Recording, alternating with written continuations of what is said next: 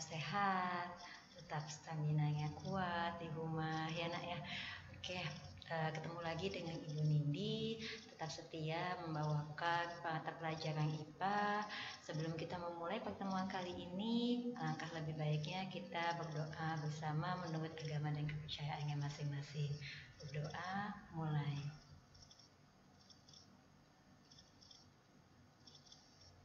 Berdoa selesai. Baiklah anak-anakku sekalian, pada pertemuan kali ini kita akan membahas mengenai mikroskop. Pada pertemuan sebelumnya, Ibu telah membahas mengenai tahapan klasifikasi makhluk hidup, mengenai takson, kemudian tata nama ganda, dan sebagainya. Nah, bagaimana untuk benda-benda yang mikroskopis? Artinya benda-benda yang berukuran kecil. Bagaimana kita bisa mengamati persamaan dan perbedaan dari makhluk hidup tersebut? Maka kita memerlukan suatu alat. Alat ini yakni adalah mikroskop. Oke, kita mulai pertemuan kali ini. Kompetensi dasar yang akan kita capai pada pertemuan kali ini yakni mengklasifikasikan makhluk hidup dan benda berdasarkan karakteristik yang diamati. Kalau bab sebelumnya mengenai tahapan, kita akan belajar bagaimana cara mengklasifikasikan makhluk hidup untuk benda-benda yang mikroskopis atau makhluk hidup yang mikroskopis. Kemudian menyajikan hasil klasifikasi makhluk hidup dan benda di lingkungan sekitar berdasarkan karakteristik yang diamatinya. Tujuan pembelajaran kali ini yakni kalian dapat mengetahui manfaat mikroskop, kalian dapat mengetahui bagian-bagian dari mikroskop, dan kalian dapat melakukan penyelidikan suatu objek dengan menggunakan mikroskop. Mikroskop adalah alat yang digunakan untuk melihat benda-benda yang sangat kecil. Jadi, mikroskop adalah suatu alat yang digunakan untuk melihat benda-benda yang sangat kecil. Jenis mikroskop itu ada dua. Yang pertama adalah mikroskop cahaya. Mikroskop cahaya adalah jenis mikroskop yang menggunakan cahaya untuk mengamati objek. Jadi kita memerlukan cahaya matahari untuk memfokuskan cahaya tersebut terhadap objek yang akan kita amati. Sumber cahaya bisa menggunakan cahaya sekitar atau menggunakan cahaya lampu yang terhubung dari listrik. Jadi kalau misalkan pengamatan makhluk hidup yang kecil itu dilakukan di malam hari, kita tidak usah khawatir. Kita bisa menggunakan cahaya dari lampu yang terhubung dengan listrik. Contohnya apa anak-anak mikroskop cahaya? 1. Ada mikroskop monokuler, 2. Ada mikroskop binokuler, 3. Ada mikroskop digital, dan 4. Ada mikroskop stereo. Mikroskop yang kedua adalah mikroskop elektron. Mikroskop elektron itu adalah jenis mikroskop yang menggunakan berkas elektron yang terletak di bagian atas sebagai sumber energi. Contohnya adalah SEM, Scanning Electron Microscope, atau TEM, Transmission Electron Microscope. Bu, yang kayak gimana sih gambarnya dari mikroskop yang Ibu sebutkan tadi? Oke, kita lanjut dulu ya sayang. Nah, ini adalah jenis mikroskopnya. Ya, kita mulai dari yang A. Ini adalah mikroskop cahaya. Kenapa mikroskop cahaya? Karena di sini ada cermin ya, cermin yang untuk memfokuskan cahaya terhadap objek yang akan kita amati. Makanya ini dinamakan sebagai mikroskop cahaya. Yang kedua adalah mikroskop monokuler. Mikroskop monokuler ini cirinya di sini ya, ini menggunakannya adalah cahaya dari listrik ya nak ya. Ini mikroskop monokuler. Kemudian yang ketiga adalah mikroskop binokuler. Ini yang gambar C sayang. Mikroskop binokuler. Kenapa dinamakan binokuler? Bi berarti 2. Sehingga ininya lensa okulernya itu menggunakan 2 lensa, makanya namanya mikroskop binokuler. Kalau monokuler itu 1 lensa sayang ya. Kalau binokuler itu 2 lensa. Kemudian yang D ada mikroskop digital. Di mikroskop digital itu langsung kelihatan sayang. Hasil dari pengamatan benda yang kita amati itu langsung kelihatan secara digital. Jadi kita nggak usah mengatur cahaya, kemudian kita nggak usah mengatur fokus. Itu udah kelihatan ya sayang ya. Fokus tetap diatur untuk memperbesar sama memperkecil supaya lebih jelas ya fokusnya terhadap benda yang diamati. Tetapi di sini langsung kelihatan hasil dari pengamatan yang terhadap mikroskop tersebut ya, atau benda yang objek itu. Kemudian di sini ada mikroskop elektron, di mana mikroskop elektron ini mampu melihat atau mengamati benda-benda yang sangat kecil ukurannya sayang daripada mikroskop yang lainnya. Oke, kita lanjut. Bagian-bagian dari mikroskop. Ini kita ambil sampel adalah mikroskop cahaya ya sayang. Ini ada lensa okuler. Lensa okuler cirinya adalah dekat dengan mata. Jadi lensa okuler adalah lensa yang dekat dengan mata ya sayang. Itu lensa okuler. Kemudian ini ada tabung, ini ada revolver. Revolver ya, nanti kita bisa gerakan, fungsinya untuk mengatur lensa objektif yang akan kita pakai. Kemudian ini ada lensa objektifnya, ini ada meja bendanya. Kemudian ini ada sekrup pengarah kasar, sekrup pengarah halus. Kemudian ini ada pegangan, ini ada pegangan sediaan supaya objek yang akan kita amati tidak goyang kemana-mana ya. Kita klik di situ. Kemudian ada sendi inklinasi, ada kaki. Kemudian ini ada cermin untuk mengatur cahaya, ada diafragma, kondensor ya. Apa fungsi dari masing-masing bagian tersebut?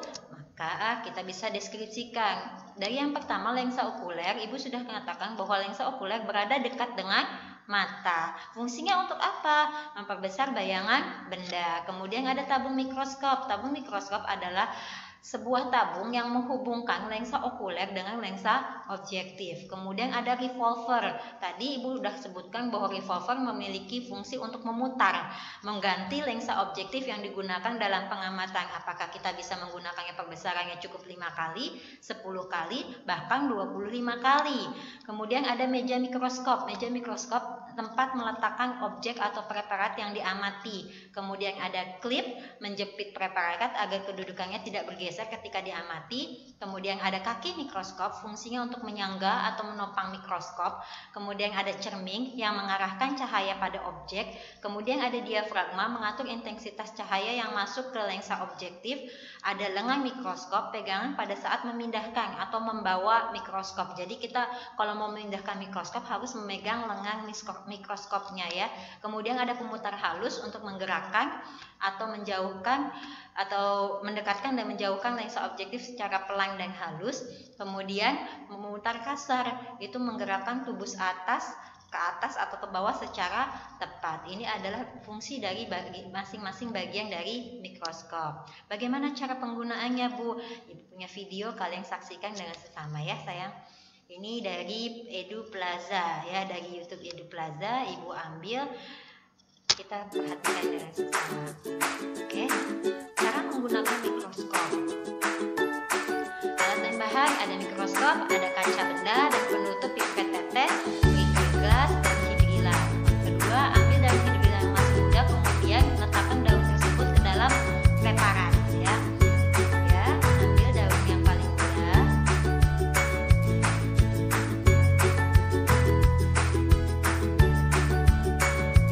Oke, cukup satu saja. Kemudian kita letakkan dalam kaca. Oke.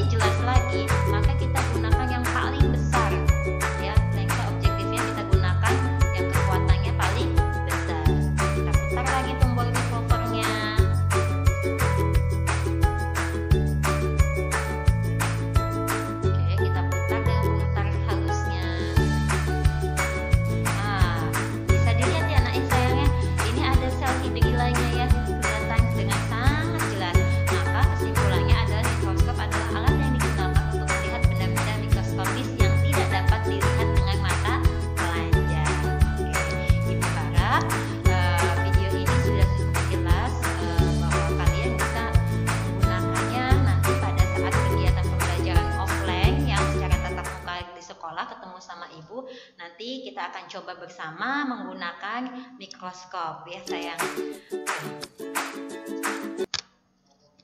Oke, Ibu rasa cukup sekian pertemuan dari Ibu. Nanti untuk pertemuan selanjutnya kita akan membahas mengenai jenis kelompok dari masing-masing makhluk hidup. Kita akan belajar mengenai 5 kingdom ya, mulai dari Monera, Protista, kemudian fungi, kemudian plantae, dan terakhir adalah animalia. Jangan lupa tetap jaga kesehatan, tetap menggunakan masker kalau keluar rumah, dan Ibu akhiri sampai sekian. Assalamualaikum warahmatullahi wabarakatuh.